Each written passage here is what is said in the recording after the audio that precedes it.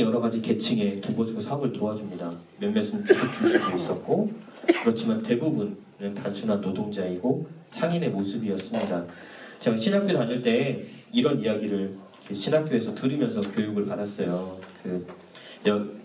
선배로부터 배운 거죠. 너희들이 공부를 하는 건 신학교에서 너희들 지금 수업료 한 푼도 안 되잖아. 너희들이 수업료 이렇게 내고 밥 먹고 밤에 굶겨가지고 공부하는 거는 너희들이 잘나서도 아니고 너희들이 뭐 해서도 아니고 너희가 신학교 뭐 간다고 해서도 아니고 너희들이 다 그 부족한 것 안에서 채워주려고 하는 그 할머니들이 1,000원, 2,000원이 모여가지고 뭐 손자에게 간식을 줘야 될 그 돈이 1,000원, 2,000원 모여서 너희들이 지금 이 자리에서 공부하고 있는 것이다 라고 그렇게 이렇게 양성을 받았습니다. 그래서 좀 더 열심히 최선을 다해서 공부를 해라 라고 이야기를 하고, 동생들에게도 제가 4학년 때 1학년 지도수사였는데요, 그때 그 동생들에게도 계속 그 똑같은 이야기를 해줬습니다. 왜냐하면 정말 여태까지 돈보스코의 모든 사업은 단순히 뭐 부자들이 막 이렇게 하기도 했지만 정말 가난한 사람들이 자기의 것을 다 털어내면서 이렇게 털어놓으면서 사업이 발전했던 경우들이 굉장히 크기 때문에 그런 일들이 당연히 있었던 거죠. 그래서 대부분은 단순한 노동자이고 상인의 모습이었습니다. 협력의 형태는 다양했습니다. 이 평신도의 협력의 모습은 다양했는데요. 사순절 동안 교리교육도 했고요. 야간학교 교사나 임장지도, 그리고 소년원 출소한 아이들에게 일자리를 찾아주고 동반을 했습니다. 이 자리에서도 분명히 많은 분들, 제가 아시는 분들도 있어요. 협력자, 그러니까 소년원에 가서 소년원 봉사하시는 분도 계시고, 분류심사원에 가서 분류심사원 하시는 분도 계시고, 아니면 수도원 안에서 아이들 만나면서 봉사하시는 분들도 분명히 계십니다. 그래서 그런 모습들 정말 아주 훌륭한 모습들이고, 정말 돈보스코의 사업에 함께하고 계시는 그런 모습인 거죠. 그 안에서도 여성 평신도 협력자들이 있습니다. 그 돈보스코의 어머니 맘마 마르가리타와 그리고 그의 어머니의 언니, 그리고 루아 신부의 어머니, 그리고 가스탈티 대주교의 어머니, 하사티, 거기 보면 우작이라고 나오는지 모르겠는데요, 후작 부인의 모습입니다. 그분들이 이제 빨래며 청소, 식사 등등의 큰 일을 하였다고 합니다. 빨래 같은 경우는 아이들이 이제 취직을 해야 되잖아요. 취직을 해야 되는데 너무 더러운 거예요, 옷이. 그래서 가면은 진짜 거지인 것처럼 그렇게 알기 때문에 취직을 할 수가 없었다고 합니다. 그래서 계속 매번마다 이 가스탈디 대주교 어머니께서 계속 옷을 걷어다가 이렇게 뭐라고 하면서 이렇게 뺏었겠죠. 그러면서 이제 옷을 다시 갈아입히게 하고, 그거 다시 깨끗하게 빨래를 해서 일터에 나가기 전에 다시금 이렇게 주는 그런 일들을 통해서 아이들이 쾌적한 환경에서 일을 할 수 있도록 이렇게 많이 도와주었다고 이야기를 합니다. 예, 협력자 계층의 다양성이죠. 그 사제는 어떤 사제는 소년을 위해서 자기의 어머니에게 받았던 그런 부모의 유산을 전체를 다 기증했던 사람들도 있고요. 한 은행가는 정기적인 기부금을 통해서 했던 사람도 많습니다. 한 겸습공이라고 하죠. 이 겸습공이라는 지위는 그때 이탈리아 전체에서 굉장히 부자는 아니에요. 굉장히도 아니고 부자도 아닙니다. 굉장히 가난한 사람이었는데 그럼에도 불구하고 더 가난한 아이들을 위해서 정기적으로 저금을 했던 것들을 기증을 하는 그런 모습을 보이게 됩니다. 이제 그 승인이 되기 전까지 그 모습을 쭉 훑어는 봤는데요. 승인이 되기 전까지의 그런 돈보스코 성인께서 이 협력자들을 한데 모으셔야 하잖아요. 그냥 뿔뿔이 흩어져 있는 것들을 그냥 놔둘 수 없기 때문에 모아야 하는데, 이 모으려고 했던 살레시오 회원, 살레시오 협력자들을 어떤 한 단체로 만들어야 하는데 어떻게 만들 것인가 라고 했을 때 그 기각이 되지 않았던, 조금 전에 말씀드렸던 외부 살레시오 회원이라고 얘기를 하잖아요. 똑같은 조건을 가지고 있는, 안에 살레시오 서원을 했던 수사님이나 밖에서 사는 외부 살레시오 회원이나 똑같은 모든 것들 다 가지고 있는 그것들을 이야기를 하려고 했으나 그것들이 되지 않았죠. 돈보스코는 다양한 계층을 한 그룹으로 결속시키는 것이 필요성을 느꼈습니다. 신앙을 밑바탕에 두고 청소년 영혼 구원을 실시하는 모임들을 생각했던 거죠. 그런데 1848년 서로 간의 갈등과 정치적인 문제로 많은 사람들이 협력자회로부터 탈퇴를 합니다. 그때 협력자회는 아니었어요. 탈퇴를 하게 되고, 그래서 이제 협력자를 찾아야 되는데 어떻게 찾을 것인가 라고 생각을 했을 때 그 아이들, 그 그림에 보면 아시겠지만 목자들이 양들이 목자로 변하는 그런 꿈을 또 꾸시잖아요.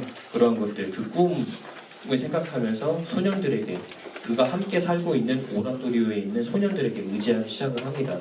그래서 양떼가 목자가 되는 것이라는 것들을 예의주시를 하게 되는 거죠.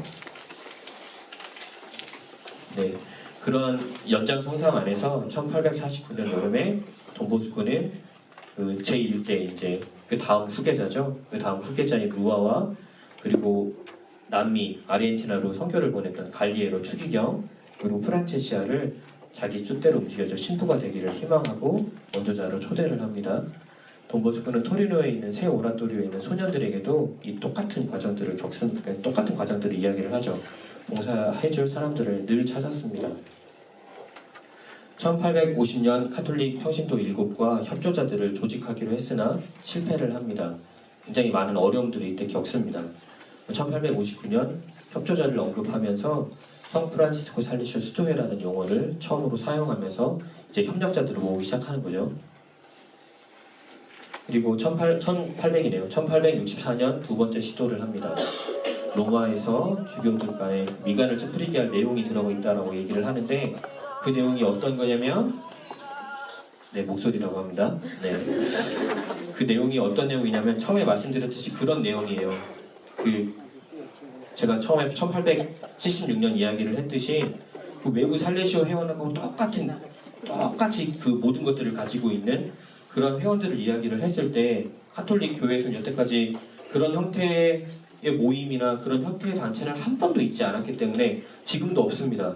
그렇잖아요. 지금도 없습니다. 지금도 없는데 그것들을 만들려고 했던 그 사상 자체가 굉장히 그 교회를 흔들리게 할 수 있는 상황이었던 거죠. 그래서 이것들을 기각을 하게 되는 겁니다. 그래서 기각된 시도라고 이야기를 하는데요. 외부 살레시오 회원이란 내용이었던 거예요. 그래서 가족과 함께 살면서 살레시오 회원이 될 수 있다는 그러한 조항이었습니다. 그러니까 수도 생활을 하지 않고 가족과 함께 살면서 수도자가 될 수 있다라고 이야기를 하셨다는 거죠. 수도자처럼 살 수 있다는 것들을 이야기를 합니다. 그것들이 빠지게 돼요. 나중에는 로마 교황청 측에서 1864년 4월 6일 보고서에 이렇게 나와 있습니다. 수도에 외부 사람을 가입한다는 것은 특히 우리 시대에 있어서는 매우 위험스러운 일입니다. 제16장 모든 조항을 삭제할 것이라고 이야기를 하죠. 16조 조항은 아마 그 내용, 여러분들이 받았던 그 페이지의 내용에 쭉 몇 조부터 이렇게 적어져 있을 거예요. 그것들을 꼭 한번 읽어보셨으면 좋겠고요. 돈보스코는 기각되자마자 즉시 비슷한 것을 찾으려고 노력을 합니다. 이 연합을 통해서 발했던 세 가지의 목표는 여기서 보였듯이 이웃을 위한 특히 가난하고 버림받은 아이들을 위한 애덕 실천으로 자신의 공덕을 쌓는 연습을 할 필요가 있다라는 것들, 협력자들의 목표라는 것. 두 번째, 살레시오 회원들이 수행하는 신앙과 종교 생활에 참여한다라는 것. 그리고 세 번째로 아이들을 자신의 집에 받아들여 가르치고 위험으로부터 보호해야 된다는 것들을 세 가지의 목표를 외부 살레시오 회원들에게 이렇게 알려주게 되는 거예요. 살레시오 협력자 승인입니다. 완전한 형식을 갖추고 이름을 살레시오 협력자라고 칭하게 됩니다.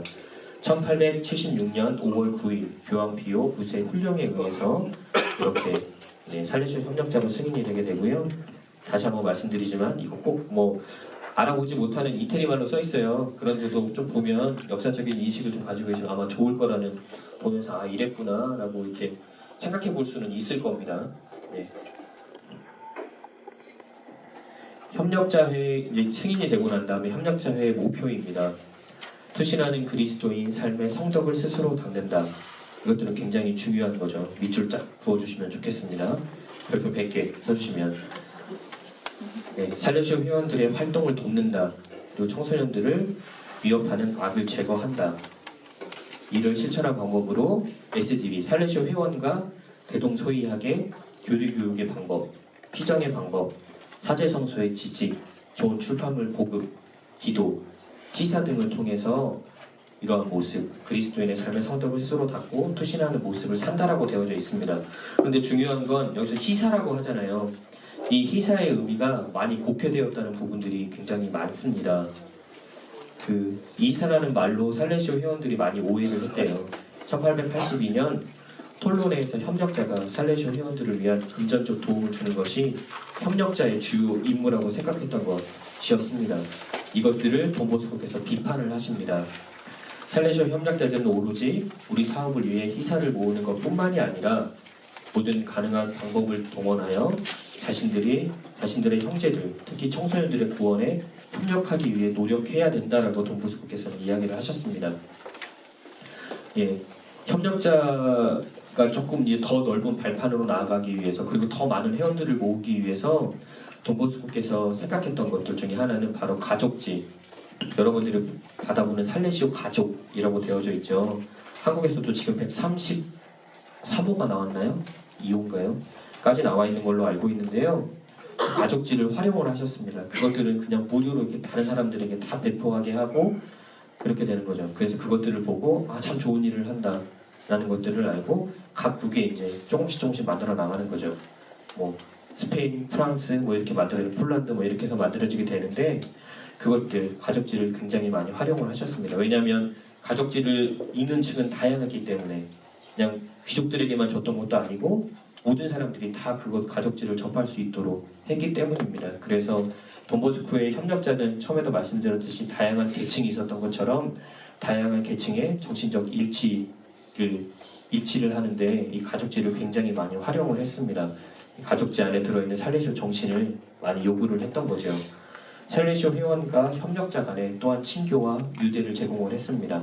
살레시오 회 안에서 어떤 일들이 있었는지를 보고하게 되고 그 가족지를 통해서 알게 되는 거죠. 그리고 다른 나라에서도 그것들을 보면서 이거 굉장히 좋은 아이디어인데 우리도 해야겠다 라는 그런 여러 가지 아주 좋은 것들이 많이 전파가 되게 된 거죠. 그래서 지금도 우리나라에서도 이제 1132호, 3호 그 정도의 가족지가 나오게 되었고요.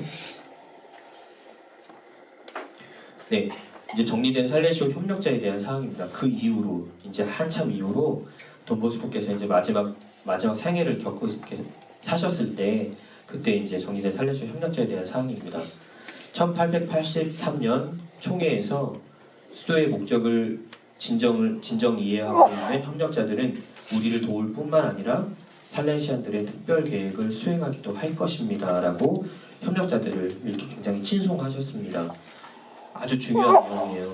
그 SDB만, 그 살레시오 회원만, 살레시오 수녀님만 이렇게 하는 것들이 아니라 협력자들이 우리를 도움으로써 살레시안들의 특별한 계획을 수행할 것이다라는 것들을 예언을 하신 거죠. 1884년 르문 신부와 함께 살레시오 협력자들의 살레시안의 지도하에 교회, 즉 주교와 사제를 도울 것이다라고 이야기를 합니다.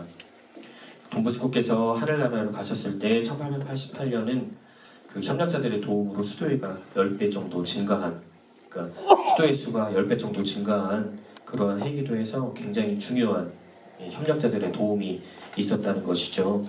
이 이후로 이제 돈보스코의 생애 이후로 협력자에게 굉장히 많이 도움을 줬던 총장님이 계시죠? 누굴까요? 협력자를 굉장히 많이 키워놓으셨던 총장님이 계십니다.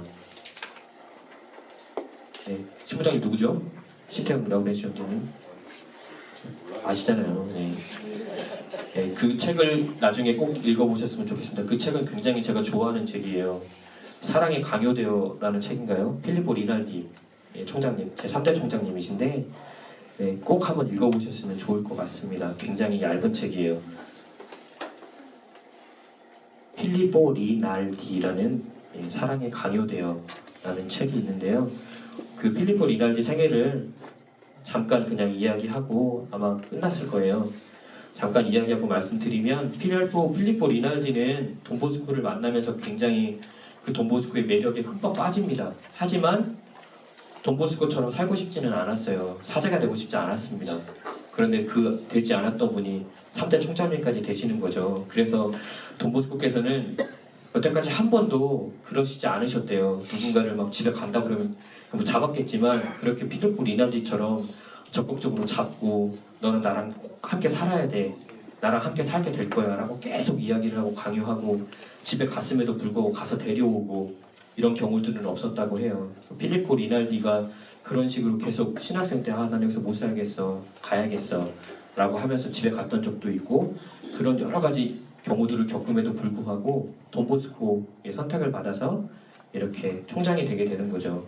이 필리포 리날디를 많은 사람들이 봤을 때 목소리만 다르고 돈보스코가 똑같다라고 이야기를 할 정도로 굉장히 훌륭한 성덕을 지니신 분이셨습니다. 지금은 목자시기도 하시고요. 그래서 뭐 이제 끝마무리를 하면서 말씀드리는 것 중에 하나는, 또한 우리가 협력을 할 때 뭐 여러 가지 협력도 있겠지만 뭐 한 가지 더 우리가 협력해야 될 것 중에 하나는, 지금 이제 여러 가지 것들이 있어요. 그런데 살레시오 성인을 좀 더 생각해 볼 수 있었으면 좋겠습니다. 이것들 그냥 제가 여러분들에게 부탁을 좀 드리는 겁니다. 우리가 지금 이제 뭐 목자는 많고 성인들도 이제 많이 생기고 있는 과정 안에서 좀 더 이제 기도를 해야 될 그 목자들이 굉장히 많다는 거죠. 2대 총장님 미카엘 루아 총장님이 그 성인이 될 수 있도록 좀 더 그분의 전구를 청하면서 기도했으면 좋겠고, 그리고 또한 마마 마르가리타가 성인이 될 수 있도록 기도하는 것 역시, 그리고 그 목자들이 성인이 될 수 있도록 기도하는 것 역시 우리 살레시오 형제들뿐만이 아니라 수녀님들뿐만이 아니라 협력자들이 해야 될 또 하나의 협력이라는 거죠.